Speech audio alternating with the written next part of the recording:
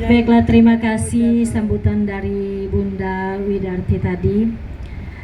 Kenalkan Bu ya, Ibu Wid ini walaupun dia ketua 3, tapi dia selalu berdampingan dengan Bunda kita terus. Jadi dia tahu seluruh apa kejadian-kejadian, urusan-urusan NU dia sangat tahu. Kalau ini ada 1-2 kali saja yang tidak hadir di rapat, yang lain dia hadir terus. Ibu ini walaupun sibuk, super sibuk, masih disempat-sempat. Terima kasih Bu. Semoga kita semua seperti Ibu Wid ya, selalu menyempatkan diri untuk NU. Makasih sekali lagi untuk Bu Wid. Untuk selanjutnya adalah pengarahan dari tim kesehatan Rizky Medika kepada Ibu Dr. Pita, kami persilakan.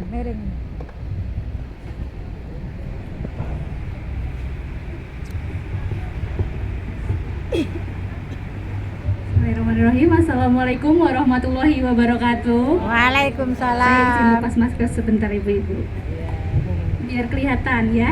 Ya.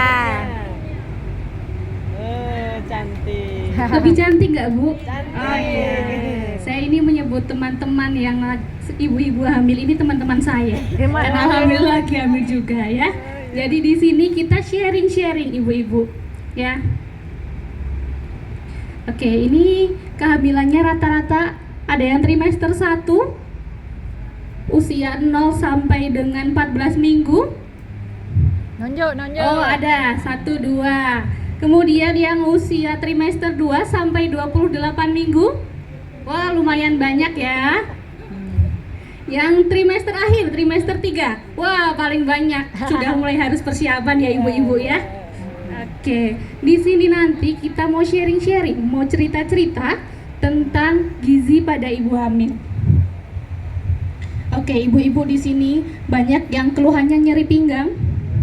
Banyak. Kakinya mulai pegel-pegel ya, Bu? Kakinya bengkak. Ya. Perasaannya jadi lebih sensitif. Betul? Betul. Saya juga ya, Bu. Sama kebenaran. Oke. Terus apalagi ya? Oke. Bu, jadi sebenarnya mengandung anak itu seperti membangun pondasi rumah. Diibaratkan seperti itu. Rumah kecil, rumah 1 lantai dengan rumah 3 lantai, pondasinya sama atau beda? Beda. Nah, itulah yang sekarang kita sedang bangun. Mau anak ini nanti seperti apa? Apakah hanya ya seadanya aja yang penting bisa lahir, atau mau kita besarkan dengan sebaik-baiknya? Itu ada pilihan kita selain dari takdir Allah Subhanahu wa taala. Kemudian yang tidak kalah penting, di 1000 hari pertama itu adalah periode emas. Periode yang paling baik untuk mengupayakan pertumbuhan dan perkembangan pada anak. Enak berdiri apa duduk? Berdiri aja Bu, biar Ya. kelihatan sama teman-teman ya. Oke.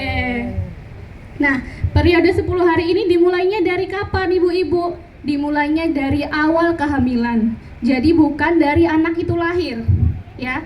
1000 hari pertama ini ibarat jaring ya Bu. Kalau misalkan saraf-saraf itu tumbuh seperti jaring-jaring. Nah, pada 1000 hari pertama ini jaring-jaringnya sudah sempurna ibaratnya. Pertumbuhannya sudah 90%. Hanya kurang 10%-nya nanti pada saat anak sudah lewat dari 1000 hari pertama. Makanya di 1000 hari pertama ini harus kita kejar. Baik nutrisinya, stimulasinya, semua harus kita kejar. Ya, setuju ya ibu-ibu ya? Setuju. Oke. Bentar Bu. Oke, tadi ada beberapa yang masih masuk trimester 1. Trimester 1 ini antara 0 sampai dengan 14 minggu. Nah, di sini ini fase yang sangat penting. Kenapa? Karena di trimester 1 itu terjadinya pembentukan organ. Jadi kalau nutrisinya bagus, tidak banyak gangguan, maka ini pertumbuhannya juga akan bagus di trimester 1 ini ya. Biasanya trimester 1 ini ibu-ibu sudah mulai minum vitamin. Ada yang asam folat, ada yang zat besi ya. Di sini kan juga ada kapsul vitamin Fe ya. Fe itu sama dengan zat besi ya ibu-ibu ya.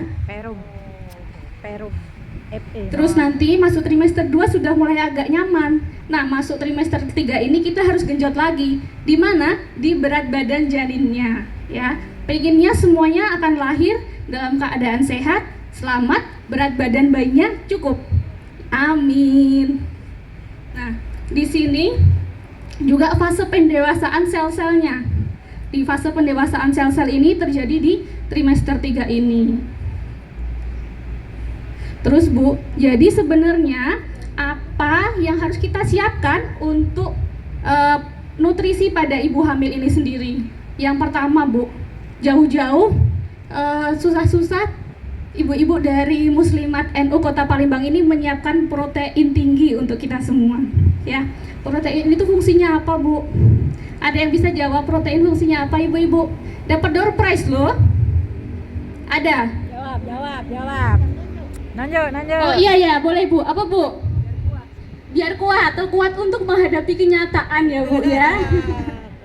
Boleh, nanti door prize-nya hubungin saya ya Bu ya. Dapat snack aja ya. Oke, jadi protein ini fungsinya adalah untuk membangun ya, membangun sel-sel tubuh. Jadi kebanyakan dari organ tubuh ini terdiri dari protein-protein ya, sebagai komponen utama.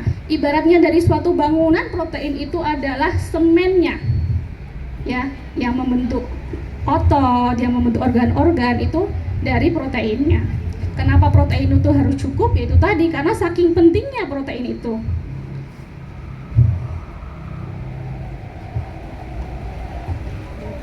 Yang kedua, zat besi. Nah, Ibu mulai tahu hujan. anemia ya? Waduh, hujan Bu.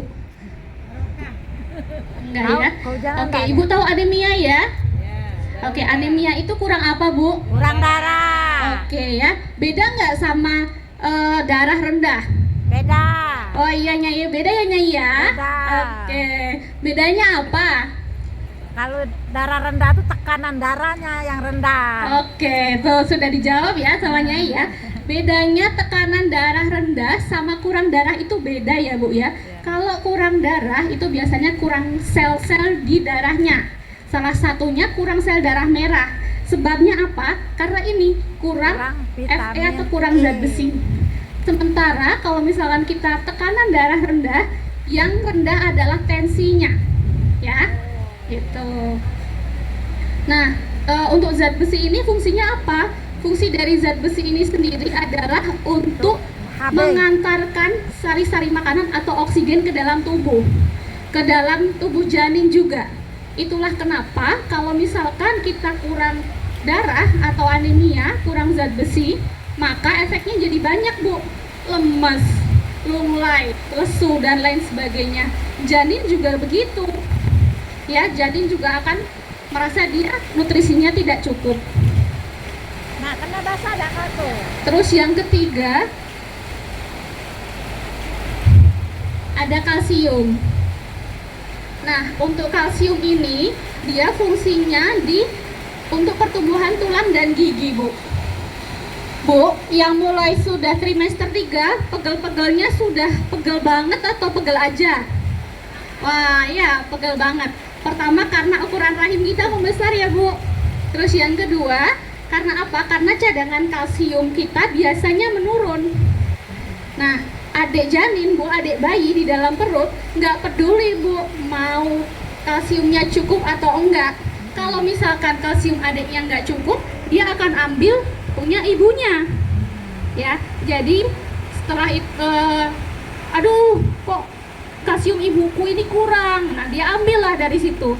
Makanya ibu jadi pegel-pegel karena tulangnya jadi kurang kalsium. Terus habis itu banyak juga ibu-ibu yang kemudian banyak keluhan gigi setelah hamil. Ya, sakit gigi. Ya kan?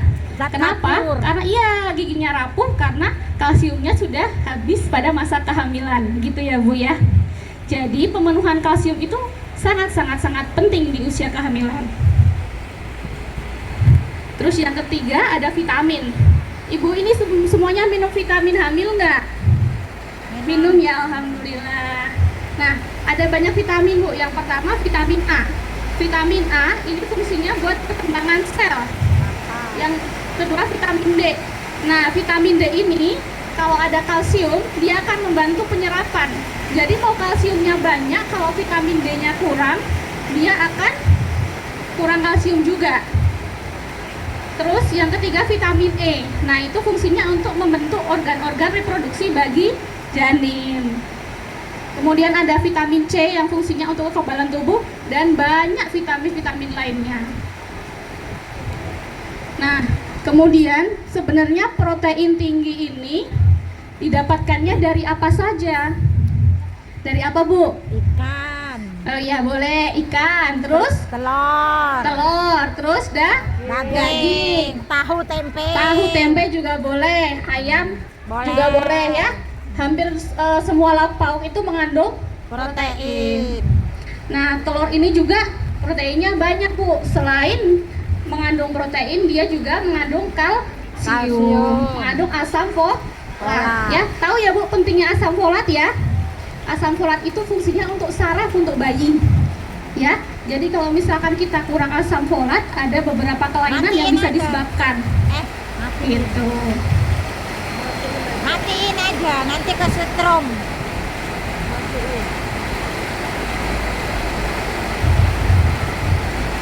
Oke. Kurang lebihnya penyampaian saya tentang gizi secara kasarannya itu dulu, Bu. Nah, di sini ada yang mau bertanya. Yuk, mik.